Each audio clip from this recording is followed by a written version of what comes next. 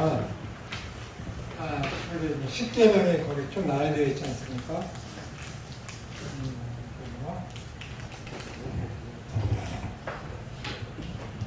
10계명 저번에 제가 이제 주기도문을 여러분들 그 7가지 청원에 대해서 쭉 쓰면서 네 번째가 핵심이다라고 말씀드렸죠. 여기 10계명에서도 제일 핵심되는 것은 이 안식입니다. 안식. 이것이 10계명에서 가장 중요한 핵심입니다.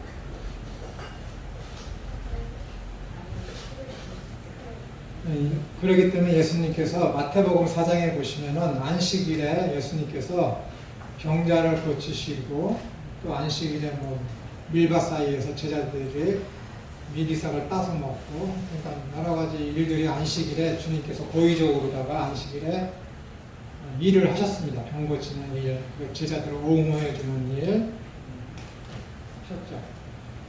그런 것 때문에 이스라엘 사람들이 특히 바리새인이며 사두개인이며 제사장 율법사들이 예수님을 굉장히 미워했죠. 예수님을 죽이기로 마음먹은 사건에 가장 큰 역할을 한 것이 주님께서 안식일을 범했기 때문에 그렇습니다.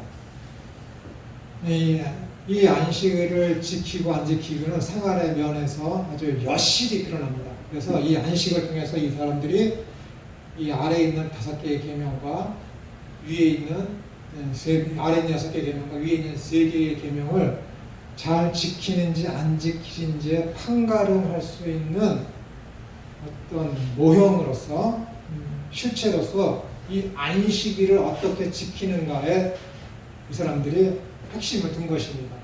그런데 여태까지 자기들이 해왔던 안식법이 있었는데 그 안식법은 어떻게 돼요? 예수님이 다 범하고 있잖아요. 그러니까는 네가 신성모독을 했다 라는 그런 죄명을 뒤집어 쓰여서 예수님을 죽이고자 하는 그 마음을 강하게 먹게 된 것이 이 안식일의 사건입니다. 예수님께서 창세기 2장에 보시면은 몇세 동안의 창조 사역을 맡으시고 2장 2절에 보시면은 7째 날에 안식하셨다라고 했습니다. 안식하셨다. 근데 하나님께서 하루 이틀 사흘 나흘 닷새 엿새 하면서 꼭 그 마지막에 따라가는 것이 뭐예요? 이는 6째 날이니 아침이 오고 저녁이 되니 있으면 6째 날이며 저녁이 되고 아침이 오니 이렇게 끝마칩니다. 첫째 날, 둘째 날, 6째 날까지 하면서 근데 7째 날에 창세기 1장에서 6째 날에 대한 아침이 오고 저녁이 오고 아침이 되니라는 하면서 6째 날이라고 했는데 7째 날에는 그 수식어가 없어요. 저녁이 되고 아침이 되니 7째 날이 되어서 하나님께서 이 날에 아무 일도 하지 아니하시고 쉬셨다 라는 그 말이 없어요. 희한하지 않습니까? 정말 희한해요. 이게 흐름상 보면은 그때는 그 7째 날에서는 그런 말이 없어요. 그냥 7째 날에 하나님께서 이 아무 일도 하지 아니하시고 무슨 일을 안 하신 거예요? 창조의 일. 그렇죠? 창조의 일이 다 끝난 거야. 완성된 거야. 풍요로워. 부족함이 없어요. 근데 이 이스라엘 사람들은 하나님께서 천지를 창조하시고 나서 아무 일도 하지 않았다라니까 하나님께서 무슨 일을 안 하신 거야? 창조의 일을 안 하신 거야. 창조의 일. 그러니까 이 이스라엘 사람들은 하나님의 창조의 일, 새 생명을 일으키는 일, 새로운 것을 만드는 일, 변화되는 일을 안식일에 아무것도 안 했대. 그럼 우리도 하나님처럼 안식일에 창조의 일, 변화되는 일, 아무것도 하면 안 된다. 라는 거야. 아무것도, 그런 쪽에서 아무것도 하면 안 된다는 거야. 이해가 되세요? 하나님이 창조의 사역을 끝마치고 아무 일도 하지 않으셨잖아요. 너희는 아무 일도 하지 말라고 그랬잖아. 창조의 사역 하시는 그분이. 그러니까 이스라엘 사람들은 하나님이 창조의 일을 하시다 그날 끝마치시고 창조의 사역을 끝마쳐서 창조에 관여된 일을 아무것도 안 하셨네. 그러면 우리도 창조에 관여된 일을 하면 안 되겠다. 창조가 뭐에 변화를 주는 거잖아요. 변화를 주면 안 돼. 변화를 주는 일을 하면 안 돼. 단추가 떨어졌어. 꼬매면 어떻게 되는 거야? 변화되는 일이죠. 아픈 병자가 있어. 2m 이상 옮기면 안 돼. 2m 반경에서 내가 손 뻗으면 2m가 되니까는 그건 괜찮다 이거야. 그리고 아까 내가 일을 해서 어떤 변화가 생기는 일, 씨를 뿌리는 것도 안 돼. 그것을 하나의 범주를 만들어. 범위. A라는 범위, B라는 1이라는 변이, 2라는 변에서 쭉 해서 39가지의 범위를 정해놨어요. 범위. 범위라는 것은 1 하면 이 안에 뭐예요? 수백 가지가 있는 거야. 수백 가지가 있을 수 있고 수십 가지가 있을 수 있는 거야. 39가지의 범주를 만들어놔서 하면 안 될 일을 제정해 놓은 것이 안식법 미시나예요. 미시나에 보면은 이들이 안식일법을 어떻게 지켜야 되는지를 39가지의 범주를 정해놓고 첫 번째 범주에는 수백 가지가 있는 거예요. 수백 가지가. 미시나에 보면은 여러분들이 헷갈릴 거야. 성경이 있죠. 성경. 구약 성경. 그걸 토라라고 해요. 토라. 이 토라를 주석을 해서 사람들이 잘 이해하기 쉽도록 주석해 놓은 거를 미드라시라고 해요. 미드라시. 그리고 구전으로 설명되어 오는 거 있죠. 예수님께서 바리새인들하고 율법사들에게 너희 조상으로부터 전해져 내려오는 유전에 의해서 너희들이 정결 예식을 지키는데 그때 그 유전이 뭐예요? 구전으로 전해져 내려오는 율법. 그걸 미시나라는 거야. 미시나. 구전 율법. 성경에서 있지만은 구전으로 계속해서 전해져 내려오는 율법. 이 미시나를 이해하기 쉽도록 주석해 놓은 걸 뭐라 그래요? 탈무드라고 해요. 탈무드를 또 사람들 어린이들이나 보통 모든 사람들이 이해하기 쉽도록 하는 것을 게시에 하여튼 이거 모르고 또 있어요. 그런 것도 있는데 그런 게 있습니다. 이거예요. 이거. 근데 이 미시나에 보면은 이렇게 39가지의 범주를 정해놓고 수백 가지 안식일에 하면 안 될 일들을 이들이 이렇게 해놓고 있습니다. 거기에 지금 예수님이 걸려든 거죠. 이들이 만들어 놓은 구전율법. 이 구전율법, 이 미시나에 걸려드는 거예요. 예수님께서. 이들이 생각하는 미시나의 구전율법에서 안식일 하지 말아야 될 건 뭐라고요? 창조의 일, 변화시키는 일을 하면 안 되는 거야. 병자가 여기 있어. 옮겼는데 많이 옮겨. 그럼 어떻게 돼? 안 되는 거거든. 그가 병이 났어. 변화됐어? 안 변화됐어요? 변화됐잖아. 병이 나와서 새살이 돋고 변화가 됐잖아. 그런 일을 하면 안 돼. 창조의 일이잖아. 창조의 일. 예수님이 일이라고 거꾸로 생각해. 안식일에 선을 행하는 것과 행치 않는 것. 안식일에 소나 양이 웅덩이에 빠졌을 때 건져주는 것과 안 건져주는 것. 어떤 일이 선하냐? 물으시죠. 아무 대답 못하지. 예수님께서 말씀하시는 안식일에 하지 말아야 될 일은 뭐예요? 사람을 죽음에 이르게 하는 일은 하면 안 돼.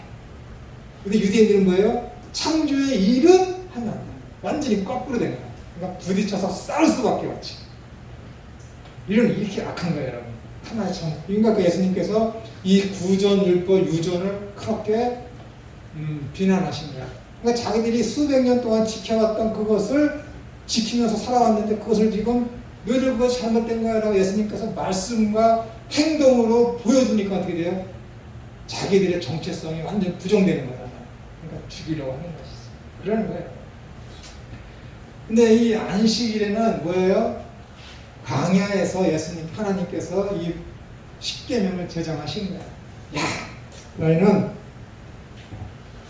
첫째 날, 둘째 날, 셋째 날, 넷째 날, 다섯째 날까지는 내가 만나와 메추라기를 떨어뜨려서 할 건데 하루 먹을 침만 구입해라. 주워와라. 그런데 여섯째 날은 어떻게 돼요?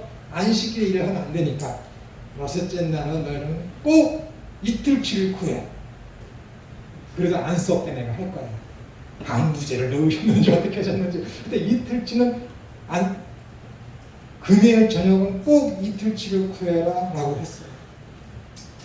그러면은 이 광야에서 구약학자들이 그래도 250만 명이 거기 있는 거예요. 광야에. 이 광야에서 지금 여러분 보면은 달력이 다 있고, 달력이 없으면 지금 휴대폰으로 보고 오늘이 무슨 요일인지. 맞아. 제가 한 2주 전까지는 토론하고 말하고 변증하고 글을 써서 내야 되고 하는 게 너무 많아서 잠자서 눈 떠서 아침에 일어나면 거짓말이 아니라 그날이 금요일이야. 그렇게 시간이 빨리 가서 오늘이 금요일이에요. 그때는 여기 학교도 방학을 해갖고 화요일에 여기 오면은 알람이 울리거든. 10시 반 되면은 너 밥 먹고 갈 준비해라. 띠글띠글 울려. 그러면 오늘 화요일이라고 하고 오늘이 화요일인 걸 알아. 근데 그때는 방학 때여갖고 화요일이 언제 그 알람을 꺼놨기 때문에 언제인지 몰라. 그래서 한참 지나다 보면 나이 집사람이 집에 일찍 와. 왜 일찍 왔어요? 오늘 금요일이라서 빨리 해야 돼서 일찍 왔어요. 오늘이 금요일이구나. 너무 바쁘니까 그러는 거야. 광야에 있던 이스라엘 백성들은 휴대폰도 없고 각 가정마다 지금처럼 뭐 종이가 있어서 달력도 있는 게 아니야. 모르잖아. 근데 오늘이 금요일 밤이야. 내일은 안식일이야. 날수를 첫째 날, 둘째 날, 셋째 날, 넷째 날, 다섯째 날 되면은 이틀치를 구해. 이틀치 먹었어. 7일 안식일이 지나서 그 다음 날 되면 또 첫째 날이야. 첫째 날, 둘째 날, 셋째 날, 넷째 날. 이걸 놓치면 어떻게 되는 거예요? 여섯째 날 굶어. 무슨 말씀 하시느냐? 깨어 있어야. 그래야 안식일에 굶지 않아. 얼마나 대단합니까? 그러면 이 광야에 살면서 이 안식일을 거룩히 지키며 안식일을 지키며 안식일에 진짜 안식. 배고픈데 어떻게 안식이 있겠습니까? 옆집 사람들은 다 맛있다 매출하게 먹고 만나 먹고 그러는데 나는 어제가 안식일 전날인지 몰라서 하루치만 주워 왔어. 생각을 해도 그런 사람이 없었을 것 같아요. 하루치만 주워 왔어. 안 먹어. 근데 그날 또 주워 딱 했는데 매출하게 하고 만나고 없어. 왜 없지? 그러니까 오늘이 안식일이야. 그는 어떻게 해야 돼? 굶어. 여러분, 이 안식일이 뭘 상징하는가? 주님의 책임을 상징해요. 10처녀, 5처녀 깨어있지 않으면 여러분 굶어요. 죽는다니까. 여러분 가나안에 못 들어가요. 여러분 천국에 못 들어간다니까. 주님 못 맞이한다니까. 여러분 얼마나 대단합니까? 아담과 하와는 너무 좋은 사람이에요. 여섯째 날 사람으로 창조함을 딱 받았어. 하룻밤을 딱 자서 일어나니까는 안식일이야. 자기가 행한 거 하나도 없어. 안식일에 들어가야지. 하나님 나라에 들어가야지. 가나안 땅에 들어가야지. 노력한 게 하나도 없어. 그냥 잠자서 하룻밤 자서 일어났더니 안식일이야. 그게 여러분하고 저야.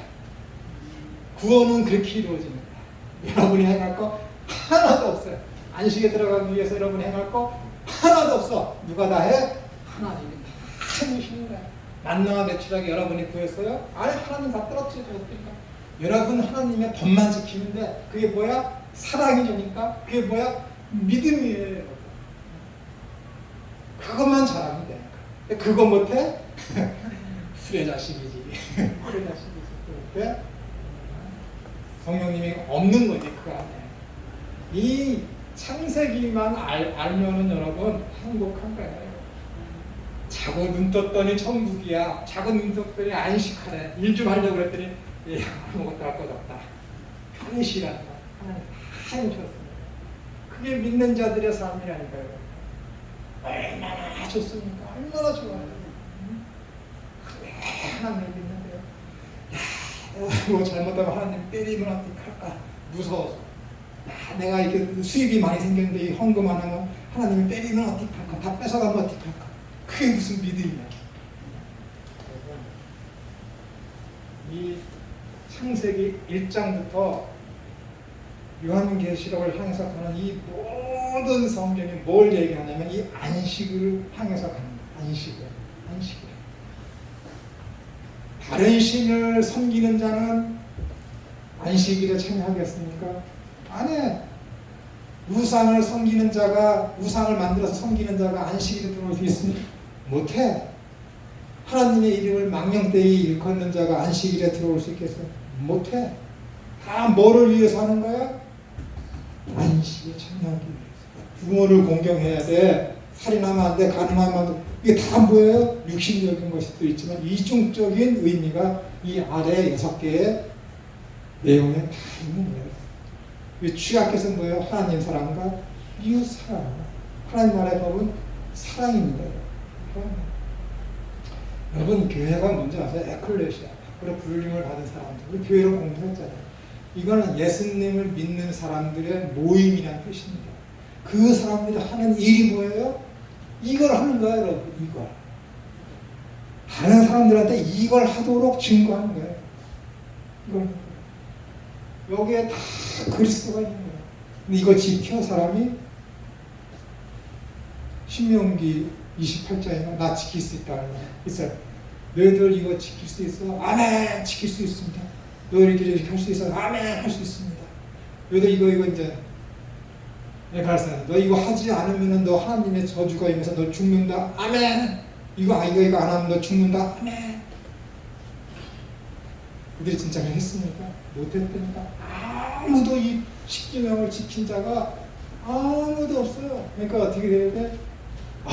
나는 이 법을 지킬 수 없는 거구나.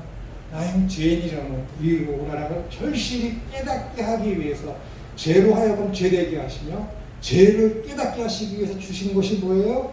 이 율법이라니까. 율법. 나는 율법을 지킬 수 없는 자라구나. 누가 대신해서 이 율법을 지켜줘서 그 의를 나한테 전가시켜줬으면 얼마나 좋을까 라고 표상으로 주어진 것이 어린 양이에요. 그 어린 양으로 오신 이가 예수 그리스도라니까. 그러니까 저거 갖고 뭐라 그래? 옛날 성경은 농학선생이라고 그러고, 지금은 뭐라 그래? 우리나라 성경에 초등교사라고 그러고, 초등학문이라고 그러는 거죠. 율법을 가지고. 왜? 예수 그리스도께로 안내하기 때문에. 그게 갈라디아서와 로마서의 얘기잖아요. 사도 바울이 주장하는 거. 복음과 율법과의 관계에서. 그렇기 때문에 이 여기에 뭐예요? 이 십계명 안에 그리스도가 있는 거예요. 근데 이것도 뭐예요? 은혜예요, 은혜. 그러니까 요한복음에 뭐라고 1장 18절인가 거기에요. 율법 얘기 쭉 하면서 은혜 위에 은혜라. 은혜 위에 은혜라. 근데 이 은혜 위에 은혜라는 것은 은혜 위에 은혜. 이 의미가 아니라니까요. 이 은혜에 반대되는 은혜. 안티야, 안티. 안티라니까 여러분. 그레이스, 안티, 그레이스. 여러분, 안티펜 알죠? 안티펜. 나를 미워하는, 반대하는 펜.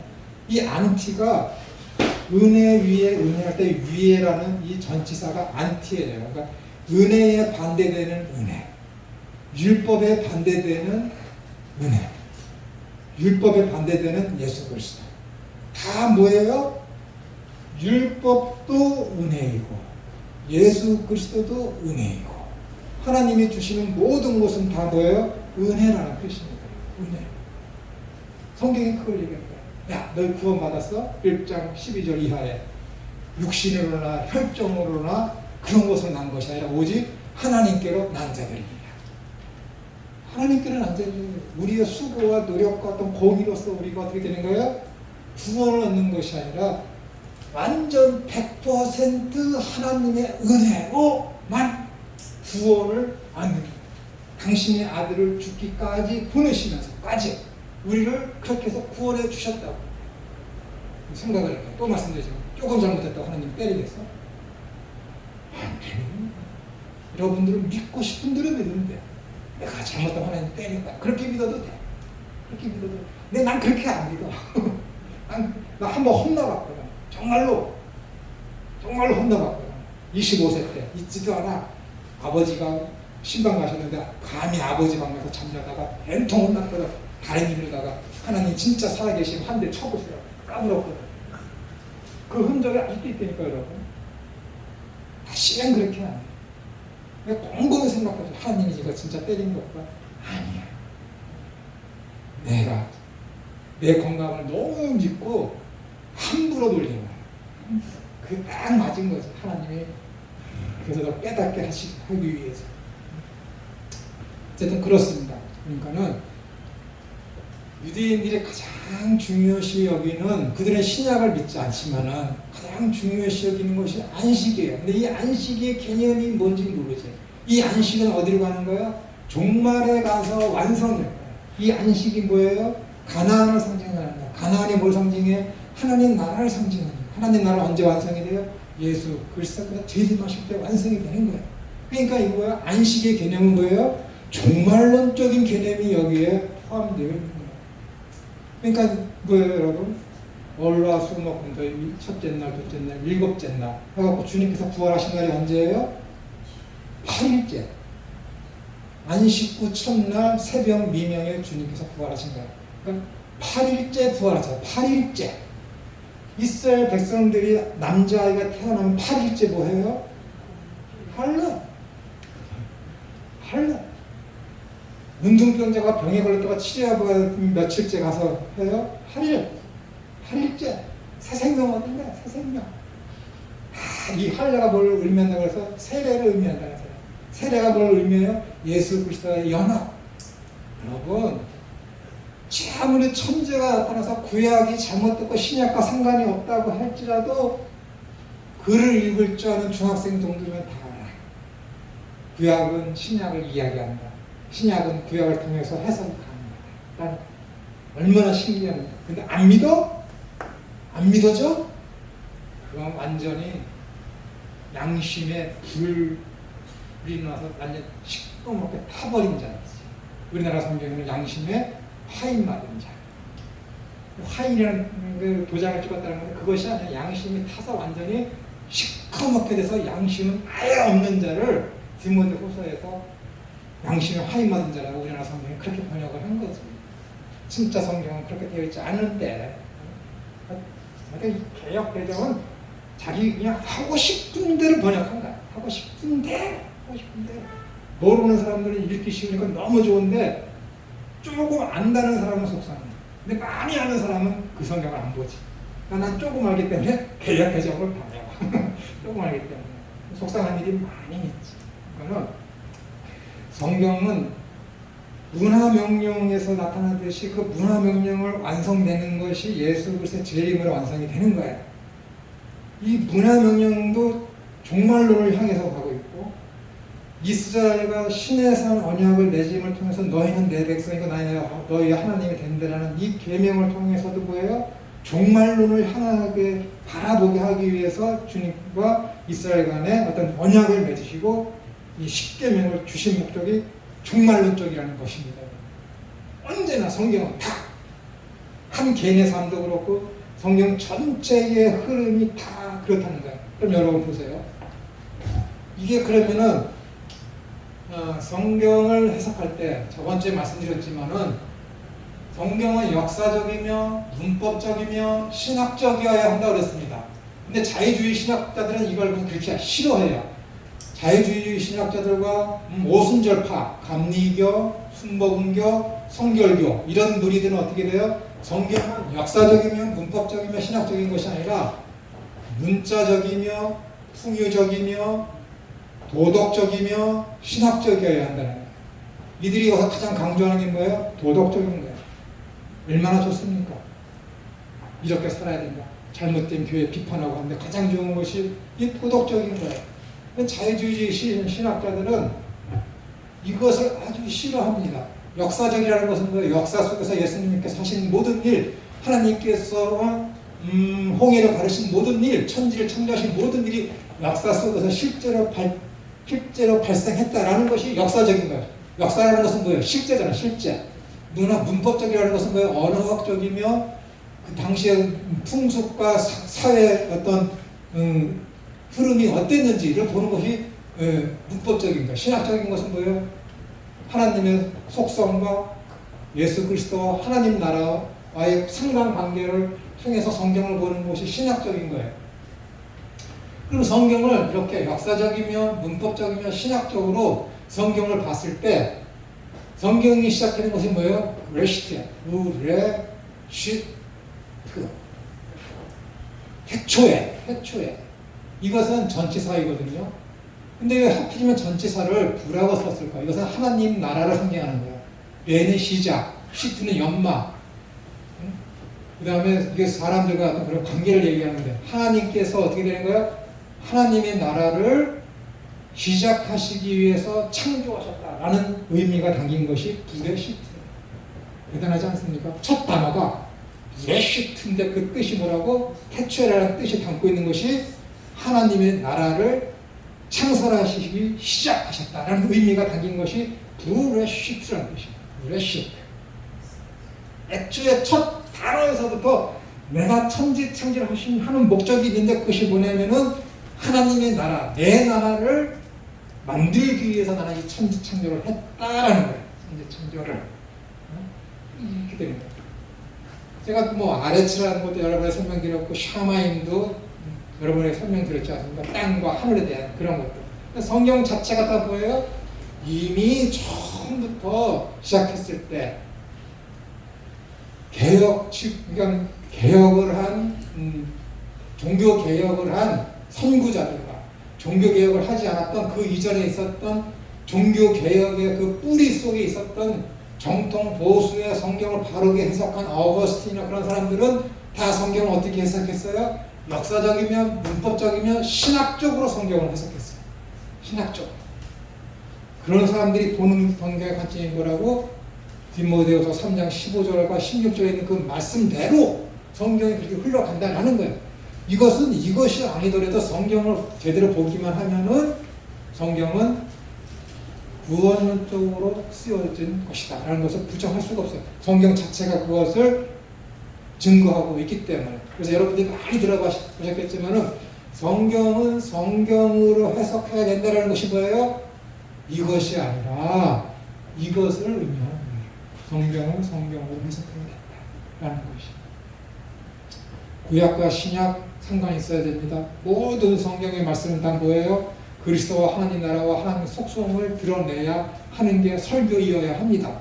그것이 설교, 기독교 교리, 기독교 설교가 될 수 있는 것이지, 이렇게 문자적이며 풍유적이며 도덕적이며 신학적으로 해석하는 것은 어떻게 되는 거예요? 자기가 하고 싶은 말대로 자기가 하고, 이 본문을 통해서 성경이 말하고자 하는 의도를 이해하는 것이 아니라 이 본문을 통해서 어떻게 돼요? 설교자 자신의 목적을 드러내기 위해서 설교를 하는 거예요.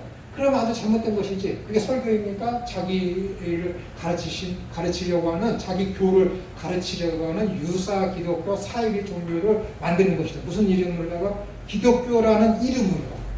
조심하셔야 됩니다, 여러분.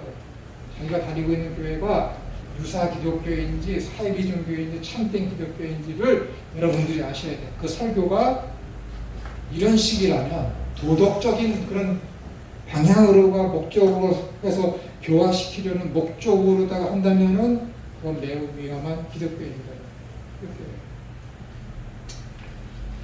종교개혁자 칼빈이 요한복음 6장을 설교하면서 이렇게 이야기합니다. 오늘날이 언제예요? 1560년대, 지금부터 500년 전에 칼빈이 이렇게 이야기해요. 오늘날 예수님을 믿으면서 구원 이외에 이 땅에서 필요한 그 무엇인가를 더 얻고자 교회에 나오는 허망한 괴팍한 교인이 있습니다. 500년 전에, 지금하고 똑같아. 500년 전에 종교개혁자 칼빈이 이런 설교를 해요. 어디를 보고서? 요한복음 6장을 설교하면서. 요한복음 6장에 뭐가 있어요? 내가 참된 만나다, 그 얘기잖아요. 오병이어의 사건을 하면서 오병이어를 예수님께서 해석해 주시잖아요. 그래서 하나님의 일이 뭔지 아니? 하나님을 믿는 것과 그가 보내신 아들을 믿는 것이 하나님의 일이니라. 하나님의 뜻이 뭔지 아니?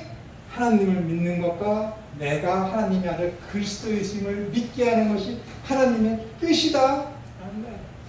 답이 딱 나오지. 누가 천국에 들어갈 수 있습니까? 나더러 주여 주여 하는 자마다 다 들어가는 것이 아니라 아버지의 뜻대로 하는 자라야 천국에 들어갈 수 있다. 아버지의 뜻이 뭐라고? 하나님을 믿는 것과 하나님께서 보내신 그 아들을 믿는 게 아버지의 뜻이야.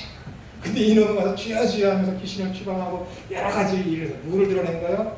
주여 주여 내가 자기가 주어야 자기가 내가 할 때 내가 하나님을 드러내지 않는다. 주님을 증거하지 않는다. 내가 이 주님의 능력을 힘입어서 병고침하는 것은 주님께서 주셔서 할 수 있었지만은 그것을 통해서 정작 이득 보고 이윤 보고 이윤을 추구한 건 누구예요? 영광을 가진 건 누구야? 그놈이 됩니다.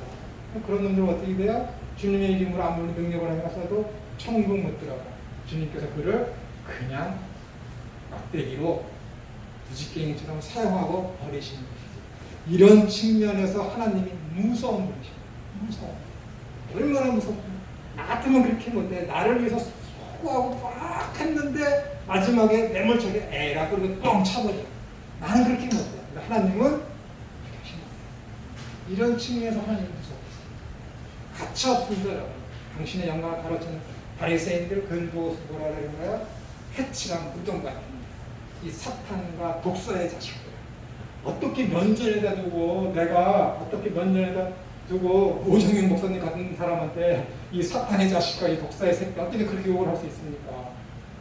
저 시골 변방 나사렛에서 태어나서 목수의 아들로 태어났다가 이제 겨우 세상에 알려진 그 사람이 유대교 정통 유대교에 있는 바리새인과 사두개인과 율법자들과 종교 지도자들로서 수많은 사람들한테 존경과 칭찬을 받는 그 사람들을 향해서 이 독사의 새끼들이라 어떻게 이렇게 이야기할 수 있겠습니까?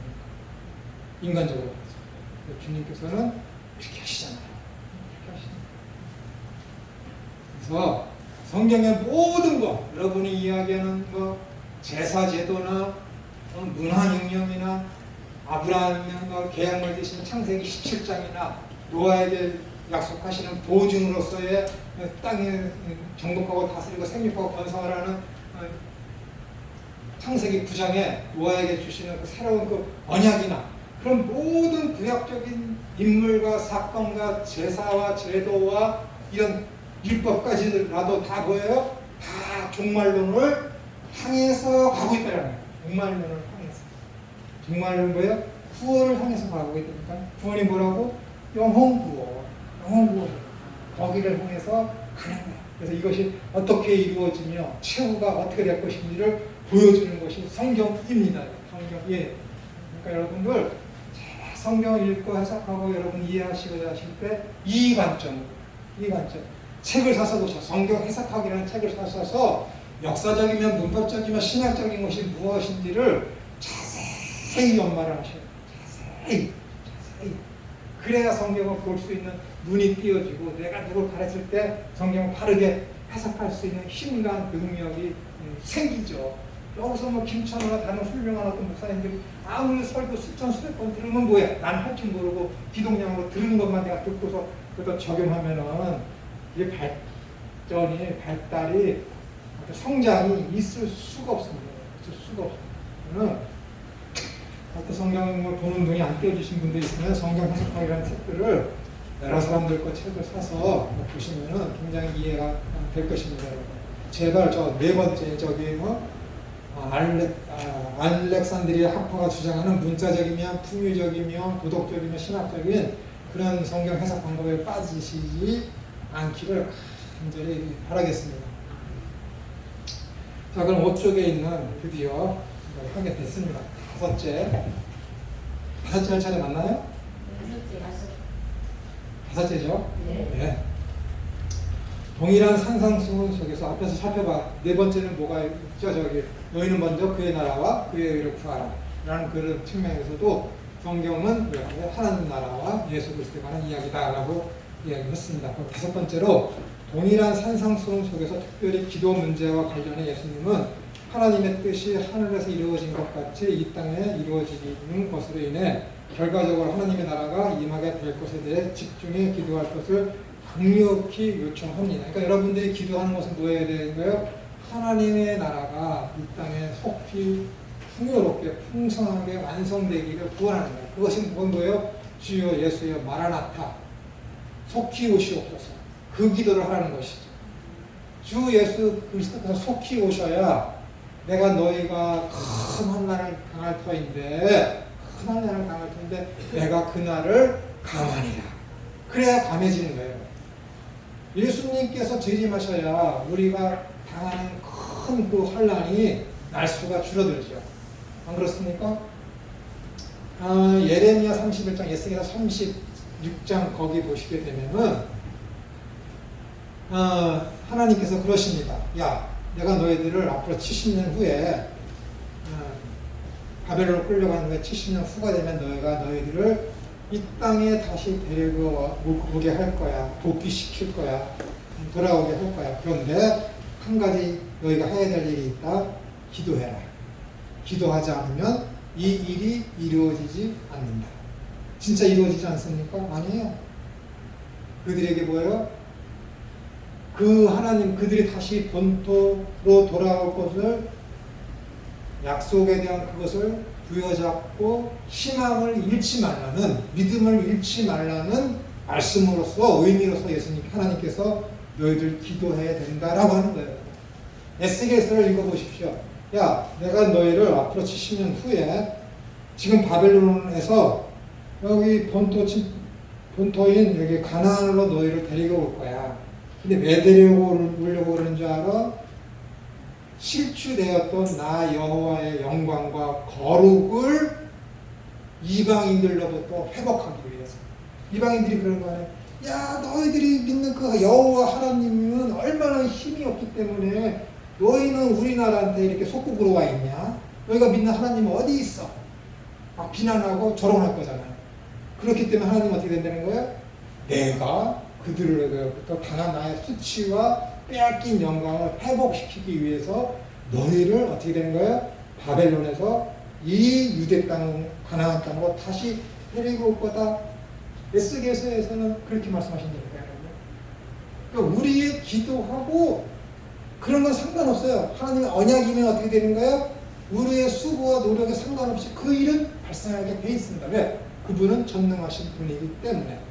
이런 차원에서 하나님께서 우리에게 하나님 나라에 대해서 기도하라, 그 나라가 속히 오도록 희망하면서 기도하라는 것은 뭐예요?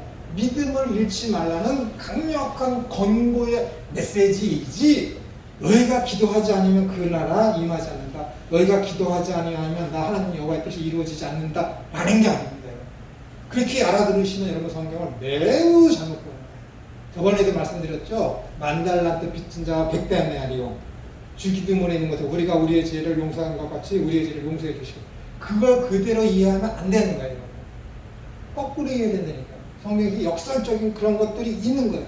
그렇기 때문에 마가의 다락방에서 120명의 그 성도들이 성령, 약속되신 그 성령을 해서 그들이 기도했기 때문에 성령님이 마가의 다락방에 임한 것이 아니라 예수님께서 내가 가야 보혜사가 오신다라는 그 언약 때문에 성령님이 임하신 거예요. 그렇게 이해하셔야 돼요. 하나님은 아무 계획도 없어요. 나 얘들에게 성령 안 줘야지. 근데 김천우가 하나님 나 성령 주시죠. 빡빡 우긴다. 하나님이 주실까? 안 주신다니까 여러분. 하나님이 경륜에 의해서 작정하심과 섭리하심에 의해서 그때가 되면 어떻게 되는 거야? 내가 싫다고 그래도 얘야 천우야 성령 너한테 간다. 그러면 성령님이 나한테 임하는 거예요. 그게 하나님의 절대 주권입니다. 절대 주권이에요. 여러분에 의해서 회전하는 그림자도 없으신 그 하나님께서 하나님의 뜻은 A였는데 여러분이 기도한다고 해서 그 A라는 그 하나님의 뜻이 A 플러스로 바뀌지 않습니다. 절대 그분은 변기하시는 분이 아니에요. 만약에 하나님의 뜻은 A였는데 내가 기도를 해서 그것이 B로 변했어. 그럼 되겠습니까? 하나님 어느 날 갑자기 이만희 제 지옥에 갔어. 심심한데 한번 천국과 지옥을 바꿔볼까? 그 마음 변하면 어떻게 되겠어요? 큰일 나잖아요. 하나님은 절대 변하시는 분이 아니에요. 여러분의 기도와 어떤 그런 것들이 있다가 여러분의 하는 그런 모든 것들이 이루어지거나 하는 것이 절대 아닙니다. 하나님의 계획하심과 섭리하심에 의해서 여러분들의 필요와 요구를 다 하시기 때문에 하나님 예배해 놓으시고 여러분들에게 어떻게 되면 기도할 수 있는 마음을 주시는 거야. 성령님을 통해서. 천우야, 너 A 필요하지? 필요하게 느껴. 보여. 그럼 내가 저 필요한데. 그럼 어떻게 되는 거야? 기도하는 거야. 성령님이 그 마음을 주신다니까. 그런 마음이 강같이 불같이 일어났을 때 어떻게 돼? 부지런히 기도해야지. 부지런히 기도. 요즘에 계속 내 입에 헛소리가 나와. 하나님 저 서울 가게 해주세요. 서울에서 살고 싶어요. 아, 이 개소리인데. 근데 저 솔직히 서울이 좋거든요. 서울에서 4살부터 인천에 내려오기 전까지 34년을 거기 살았는데 서울이 좋지 제가 인천이 좋겠습니까? 근데 우리 집사람은 자꾸만 이제 어린이집 정리하고 저 깊은 산속 옹달샘 있는 강화도 외포 강화도 내가면 구하리 있지도 않아. 내가면 구하리 내가 가면 구한다. 이름도 좋대. 내가면 구하리. 거기를 이사 가자고 지금 땅 보러 다닌다고 지금. 거기 가서 뭐. 절대 그건 내 스타일이 아니야. 그래서 우리 집사람이 지금 유기농 기능사 자격증을 유기농 기능사 자격증 1차 시험에 합격을 했어요. 2차 시험 보려고 준비하고 있는데 그것만 따면은 자기가 저기 시골에 내려가서라도 농사 짓는 분들 교육하고 해서 생활할 수 있으니까는 나보고 가서 성경만 부지런히 가르치래. 나 싫다고. 살 힘만 있으면은 돈이지 뭐. 돈만 있으면 그냥 아무것도 안 한다고. 하나님이 다 하신다고. 그래서 돈 안 주는 거라고. 알거든 치고 당신 돈 못 벌어 내가 사람했거든요. 딱 먹고 살 만큼만 생활이 되게끔 하시지.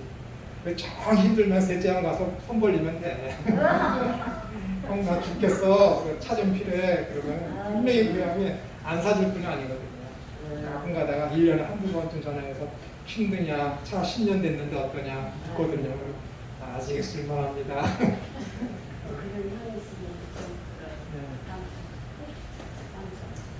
사람은 다 먹고 살게 하나님이 다 만들어 놓으시고 그래 핀 백합화를 보라. 어디 그것들보다 훨씬 더 귀하지 않냐. 하나님이 그렇게 말씀하셨으니까 그냥 열심히 살아가면 됩니다.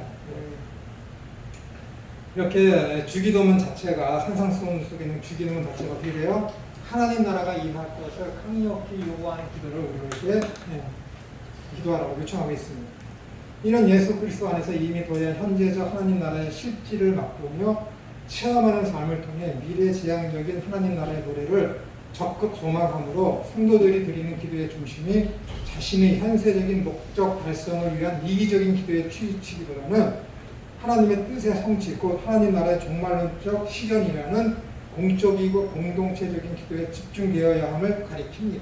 그러면 뭐예요? 이에 필요한 너의 모든 것들, 구원에 필요한 모든 것들을 하나님이 너희에게 더 하신다라고 주님께서 분명히 말씀을 하셨습니다.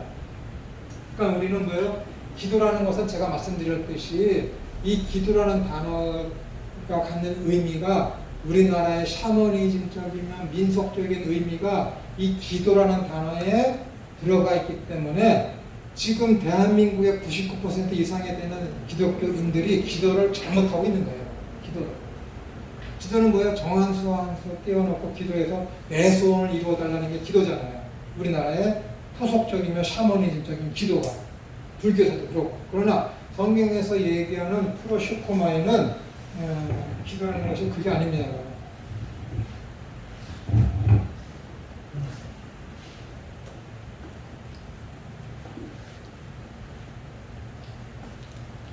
이거는 플러스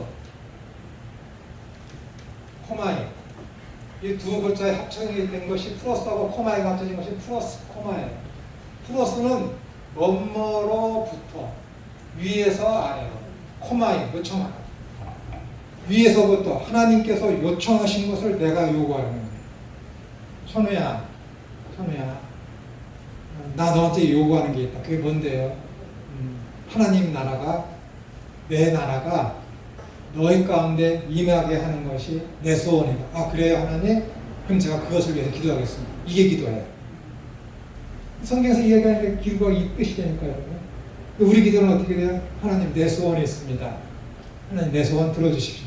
완전히 180도 반대잖아요. 아주 위험한 거예요. 오죽하면은 제자들이 그 당시의 시대 상황이 그랬지만은 가르쳐 달라고 해서 예수님께서 기도를 가르쳐 주셨는데 이렇게 가르쳐 주셨겠습니까? 우리 인간의 필요는 아무것도 없어요. 그런데 따라다니는 거 보면 신기하지 않습니까?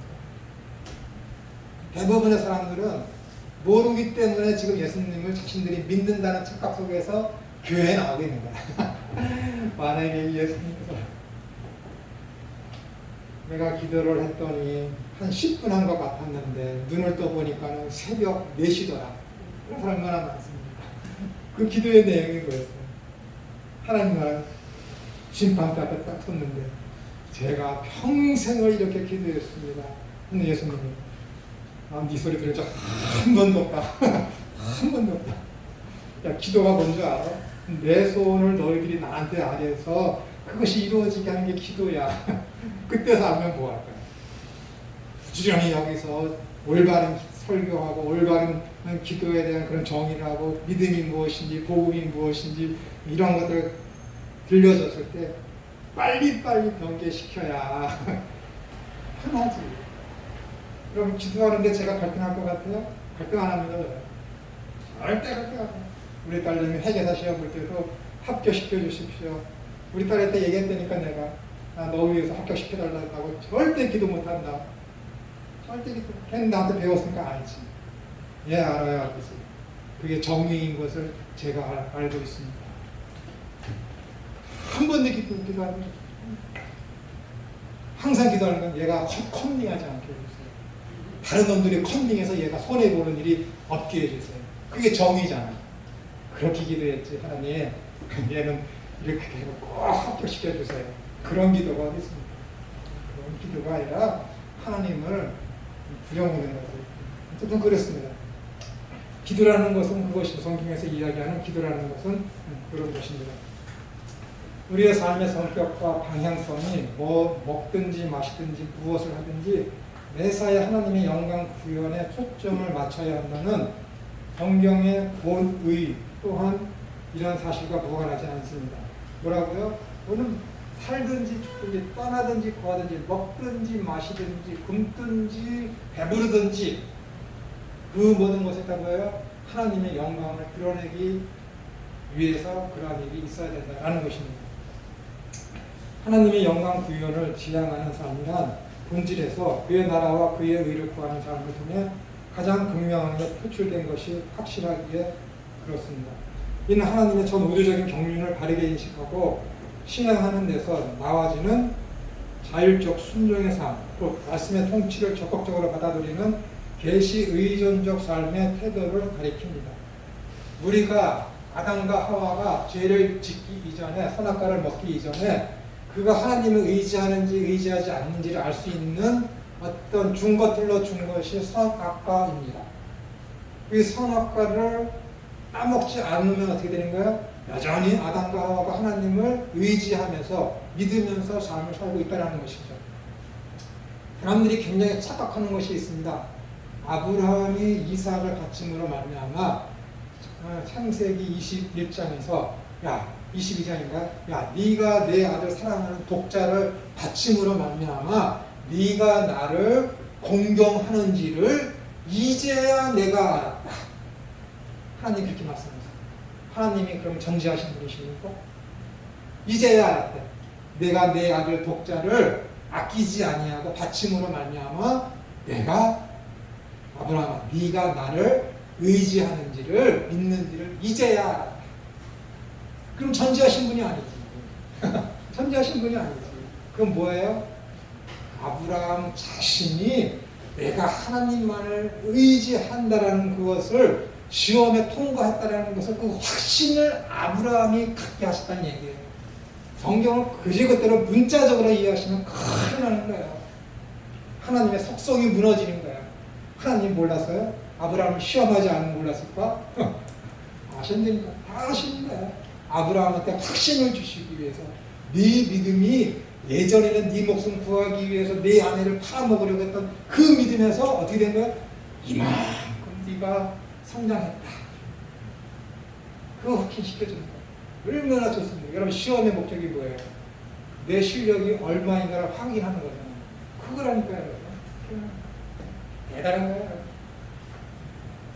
하나님을 그런 식으로 성경을 보았을 때, 성경이 이렇게 되어 있는 했을 때 하나님의 속성과 이것이 부합되는지 아니면 이게 배치되는지 그것을 여러분들이 보시면은 성경 해석에 굉장히 유익이 많이 됩니다. 헛소리를 안 하게 돼, 좀 줄이게 되지. 하나님이 확인하시기 위해서 그렇게 하신다고? 그럼 그분은 더 이상 신이 아니라 전지하신 분이 아니시기 때문에. 영원이라는 게 뭐예요? 영원. 시간이 없잖아요. 여러분들이 미래를 모르는 건 뭐예요? 시간 속에 갇혀있기 때문에 미래를 모르는 거예요. 하나님은 시간 속에 있습니까? 아니에요. 하나님은 영원하신 분이기 때문에 영원 속에 계시는 거예요. 앞으로 100년 후에 일어날 일도 하나님은 지금 알고 계시는 거예요. 왜? 영원 속에서 그걸 보고 계시는 거예요. 영원 안에서 앞으로 2000년 후에 발생할 일을 보고 계신 거예요. 이렇게. 우리 가운데는 아직도 그것이 발생할 기미도 안 보여도 하나님은 이미 알고 계시죠. 이미. 그러니까 전지하신 분이시죠. 그러니까 신이시죠. 그러니까 그분에게 뭐예요? 영원하시다. 영원하신 하나님이라고 얘기하는 것이죠. 영원하시다. 영원이란 개념을 여러분들이 가지셔야 됩니다. 그 다음에 6번째로, 지금 우리는 성경의 흐름이 어떻게 이어지고 있는지, 성경을 해석하는 방법은 어때야 하는지를, 어떤 눈으로 보아야 하는지를 6가지를 통해 어떤 성경의 흐름을 통해서 우리가 살펴보고 있습니다. 또 쉬었다가 35분 하겠습니다. 오늘도 해봤자 여기까지밖에 못하겠습니다.